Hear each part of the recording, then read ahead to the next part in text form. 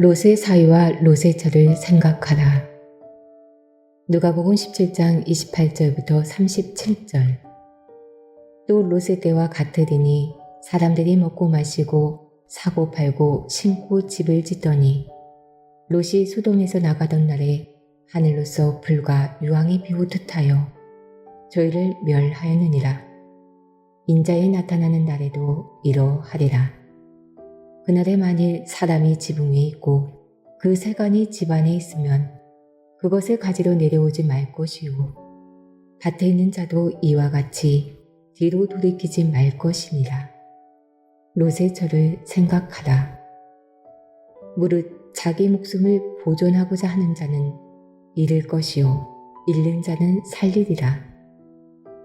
내가 너에게 이르노니 그 밤에 두 남자가 한 자리에 누워 있음에 하나는 데려감을 당하고 하나는 버려둠을 당할 것이요 두 여자가 함께 매를 갈고 있음에 하나는 데려감을 당하고 하나는 버려둠을 당할 것이니라. 저희가 대답하여 가로되 주여 어디 오니이까? 가라사대 죽어 믿는 곳에는 독수리가 모이느니라 하시니라. 성경은 지나간 역사서를 그림자로 하여 앞으로 있을 내세에 관해 알려주고 있습니다. 그러므로 히브리서 10장 1절에 율법은 장차 오는 좋은 일의 그림자라고 증거하고 있으니 구약 성경에 기록되어 있는 역사적인 사건은 역사적인 것으로 끝나는 것이 아니라 앞으로 있을 내세에 관한 것들을 말씀해주고 있으므로 역사적 사건으로만 알고 있다면 성경은 우리에게 아무 소용이 없는 것입니다. 여러분들은 과거 지향적인 신앙생활에서 벗어나 미래 지향적인 신앙생활로 나아가야 하며 과거는 참고만 하되 현재와 미래를 위한 신앙생활을 할 때 보람 있는 신앙생활이자 보람 있는 발걸음이 될 것입니다. 구약시대에 엘리야가 온다고 하고서 세례 요한이 온 것은 하나님께서 세례 요한을 엘리야와 같은 사명자로 보내신 것이며 모세 같은 선지자가 온다고 하고서 예수님이 오신 것은 모세를 예수님의 그림자로 보내셨다는 것을 알 수가 있습니다. 그래서 호세아 12장 10절에 내가 여러 선지자에게 말하였고 이상을 많이 보였으며 선지자들을 빙자하여 비유를 베풀었노라 라고 하신 것입니다. 바로 선지자를 빙자해서 비유를 베풀었기 때문에 선지자들에 관한 내용을 바로 알지 못하면 후세, 곧 말세의 구원을 얻을 수가 없는 것입니다. 이 성경은 사람의 글로 기록한 것이 아니라 신의 감동으로 기록된 말씀이기 때문에 성경 말씀은 하나님의 작전계에 곧 하나님이 하시고자 하는 설계도이며 하나님 말씀의 설계도는 감히 누구도 변경시킬 수 없는 것입니다. 이사야 55장 11절. 내 입에서 나가는 말도 헛되이 내게로 돌아오지 아니하고 나의 뜻을 이루며 나의 명하여 보낸 일에 형통하리라. 계시록 1장 3절.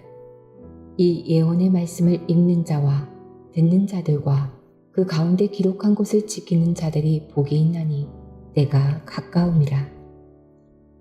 그러므로 계시록 1장 3절 말씀과 같이 이 말씀을 읽고 듣고 바로 지켜야만 복을 받을 수 있으니 여러분들은 지키는 자들이 되시길 원합니다. 그럼 본문으로 돌아가서 왜 우리가 롯의 사건을 깨달아야 할까요? 그것은 말세에 예비된 구원을 받기 위해서입니다. 누가복음 17장 28절부터 30절. 또 롯의 때와 같으리니 사람들이 먹고 마시고 사고 팔고 심고 집을 짓더니 롯이 소돔에서 나가던 날에 하늘로서 불과 유황이 비오듯 하여 저희를 멸하였느니라. 인자에 나타나는 날에도 이러하리라. 이 말씀은 곧 예수님이 이 땅 위에 나타나실 때에는 롯의 때와 같다는 것입니다. 그리고 롯의 때는 유황불로 심판을 했는데 그때 구원을 받은 자들은 몇 명 되지 않았고 다만 롯과 롯의 말을 믿고 순종한 두 딸만이 구원을 받았습니다. 이 사건은 그때 당시 소돔 고모라의 심판이었으나 이 심판이 구약시대의 심판으로 끝나는 것이 아니라 히브리서 10장 1절에 율법은 장래에 있을 것의 그림자라고 말씀하셨으므로 마지막 때 이 말씀이 실상으로 이루어질 때가 있는 줄로 믿습니다. 그때 롯의 사정을 잘 알아 구원받은 자와 구원받지 못한 자를 잘 분별하여 구원받을 자와 함께 하시길 원합니다. 우리는 이 말씀을 두려워해야 됩니다. 왜냐하면 이 말씀이 지구상에서 이루어질 때 이 백성들을 구원해야 될 책임이 있는데 그 책임이 어느 한 사람에게 있는 것이 아니라 이 말씀을 듣는 우리 모두에게 있는 것이기 때문입니다. 아브라함은 하나님이 소돔과 고모라를 불심판한다고 하니까 자기 조카가 생각이 났습니다. 여러분도 자기 친척이 살고 있는 곳에 불이 난다고 하면 그곳에 살고 있는 자기 친족은 무슨 수를 써서라도 그 지방에서 끌고 나올 것입니다. 그러므로 여러분들에게는 성경을 통한 하나님의 섭리를 깨닫고 인도해야 될 사명이 있다는 것을 알기를 원합니다. 그러면 왜 롯의 때에 소돔 고모라에 하나님의 무서운 진노의 심판이 있었는지, 하나님께서 화가 나신 이유가 무엇이며 소돔 고모라 도성에 살 때 그 백성들을 어떻게 살게 해주었는지를 살펴보고 롯의 때는 인자의 때와 같다고 하였으므로 지금 이 때를 비교해서 자세히 알아보도록 하겠습니다. 창세기 13장 10절. 이에 롯이 눈을 들어 요단을 바라본 즉 소알까지 온 땅에 물이 넉넉하니 여호와께서 소돔과 고모라를 멸하시기 전이었는고로 여호와의 동산 같고 애굽 땅과 같았더라.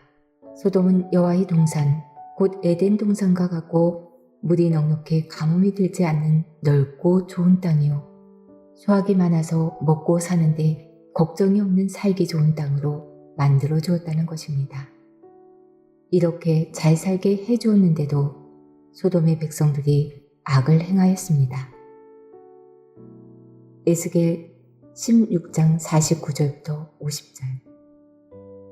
내 아우 소돔의 죄악은 이러하니 그와 그 딸들에게 교만함과 식물의 풍족함과 태평함이 있음이며 또 그가 가난하고 궁핍한 자를 도와주지 아니하며 거만하여 가증한 일을 내 앞에서 행하였습니다. 그러므로 내가 보고 곧 그들을 없이 하였느니라. 이 말씀과 같이 소돔은 식물이 풍족해 먹을 것이 많고 전쟁이 없어 태평한 살기 좋은 땅이었는데 왜 소돔과 고모라를 심판하였는가 하면 그것은 하나님께서 후세의 본보기로 삼기 위해 심판을 하신 것입니다. 베드로후서 2장 6절에 소돔과 고모라 성을 멸망하기로 정하여 죄가 되게 하사 후세의 경건치 아니할 자들에게 본을 삼으셨으며 라고 했습니다. 훗날 인자가 이 땅에 오실 때에 어떻게 심판할 것인가를 성경상으로 미리 보여주신 것입니다. 누가복음 17장 27절에는 노아가 방주에 들어가던 날까지 사람들이 먹고 마시고 장가들고 집을 짓더니 홍수가 나서 저희를 다 멸하였으며 라고 했습니다. 이는 마치 오늘날과 다를 바 없는 일상의 모습을 나타낸 것입니다. 이사야 선지자가 마지막 심판 때에 예언한 내용 중에 이사야 5장 8절부터 9절에 이러한 내용이 기록되어 있습니다. 가옥의 가옥을 연하여 라고 하는 것은 가옥의 가옥을 연결하는 연립주택을 연상할 수 있고 전토에 전토를 더하여 라고 하는 것은 땅 위에 땅을 더하는 것이니까 오늘날의 아파트를 말하는 것입니다. 또한 빈틈이 없도록 하고 이 땅 가운데서 홀로 거하려 하는 그들, 즉 넓고 좋은 집에서 자기 혼자 살고자 하는 그들은 화 있을진저 만군의 여호와께서 내게 말씀하시되 정령이 허다한 가옥이 황폐하리니 크고 아름다울지라도 거할 자가 없을 것이며 라고 하신 말씀처럼 이는 하나님이 심판하심으로 그곳에 거할 자가 없어 그 집이 빈집이 된다는 말이요. 이것이 바로 소돔 고모라 때 심판과 같다라는 것입니다.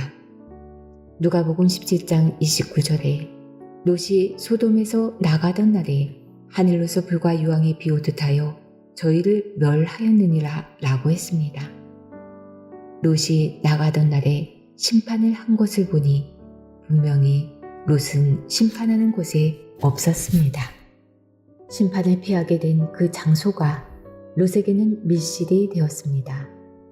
밀실이라고 하면 실상적인 바위 틈, 불과 같은 그런 밀실이 아니라 바로 하나님의 선지자가 있는 곳이 곧 밀실이 되는 것입니다. 하나님이 심판하실 때에는 심판을 받을 사람들만 따로 모으십니다. 마태복음 13장 28절부터 30절 주인이 가로되 원수가 이렇게 하였구나. 종들이 말하되 그러면 우리가 가서 이것을 뽑기를 원하시나이까. 주인이 가로되 가만두어라. 가라지를 뽑다가 곡식까지 뽑을까 염려하노라. 둘 다 추수 때까지 함께 자라게 두어라. 추수 때에 내가 추수꾼들에게 말하기를 가라지는 먼저 거두어 불사르게 단으로 묶고 곡식은 내 곡간에 넣으라 하리라. 여기서 분명히 가라지는 먼저 거두어 불사르려고 단으로 묶는 역사가 있습니다. 이 역사는 곧 어떤 종교 단체가 묶여진다는 것입니다. 먼저 가라지에 해당되는 종교 단체가 묶여지고 난 다음에 곡식은 모아 곡간, 곧 천국에 넣는다고 했으니 혹시 가라지를 묶을 때 곡식이 하나라도 들어가 묶여진다면 그 하나를 뽑기가 힘이 들어서 그대로 불사르게 됩니다. 여러분들은 가라지가 있는 장소에서 이미 빠져나온 자들이고 하나님의 선택을 받은 자가 된 줄로 믿습니다. 하나님께서는 하나님의 백성을 밀실로 인도하셨는데 소돔 때는 어떠하였는가 보시면 하나님께서 롯에게 산으로 도망하라 하니 롯은 두 딸과 산으로 가지 않고 소알 성으로 도망했습니다. 롯이 소알 성까지 갈 때 소돔 성에 유황불이 쏟아지기 시작했고 소알 성에 벌받아야 될 백성들이 의인의 가족들이 오게 되므로 심판을 면하게 되었던 것입니다. 소돔과 고모라 심판 때 3명만 구원을 받았다고 하는데 지금 이 말씀을 알고 보니 소알성의 사람들까지 다 구원함을 받았다는 사실을 알 수가 있습니다. 이는 선지자 있는 곳이 피난처요. 선지자가 있는 곳만 따라가면 죄인이라도 구원을 받게 된다는 사실을 알 수가 있습니다. 또한 밀실로 들어가는 사건은 오랫동안 들어가 있는 것이 아니라 잠깐 들어가게 됩니다. 이사야 26장 20절에 내 백성아 갈지어다. 내 밀실에 들어가서 내 문을 닫고 분노가 지나기까지 잠깐 숨을 지어다. 이 말씀처럼 하나님의 백성을 밀실에서 잠깐 피하게 하고 무서운 진노가 지나고 나서 밀실에서 나오게 하는데 밀실에서 나왔을 때에는 새로운 새 세상이 열리게 됩니다. 그렇다면 밀실로 피할 수 있는 자들은 어떠한 자들입니까? 그것은 바로 빛의 아들들만이 피하게 됩니다. 그리고 밀실로 떠날 때는 곧 하나님의 심판이 있을 때입니다. 스가랴 14장 6절부터 7절 그날에는 빛, 구원의 빛이 없겠고 강명한 자들, 빛의 아들들이 떠날 것이라. 여호와의 아시는 한날이 있으리니 낮도 아니요 밤도 아니라 어두워갈 때에 빛이 있으리로다. 데살로니가전서 5장 5절에 기록된 광명한 자들 곧 빛의 아들들이 떠나고 나면 소돔 때와 같은 심판이 이루어집니다.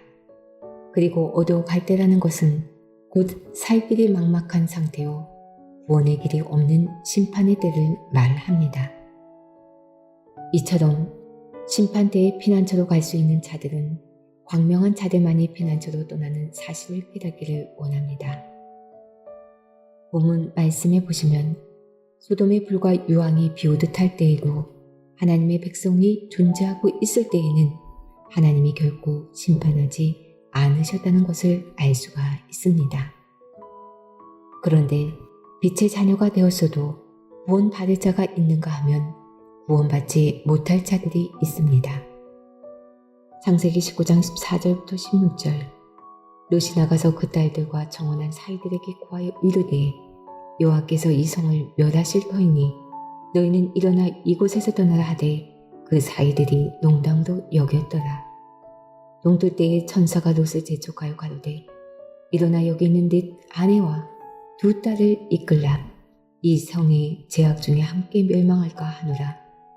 그러나 롯이 지체하매 그 사람들이 롯의 손과 그 아내의 손과 두 딸의 손을 잡아 인도하여 성 밖에 두니 여호와께서 그에게 인자를 더하심이더라. 롯의 때는 아주 급한 상황으로 동이 트기 전에 피난하라고 했는데 롯의 아내는 욕심이 많아 그 많은 보화와 재산을 내버려 두고 산으로 도망하려 하니 너무나 미련이 많았습니다. 그래서 시간이 다 되었어도 머뭇거리니까 천사들이 관건하여 롯과 롯의 아내와 두 딸들만 그 성에서 보내주었습니다.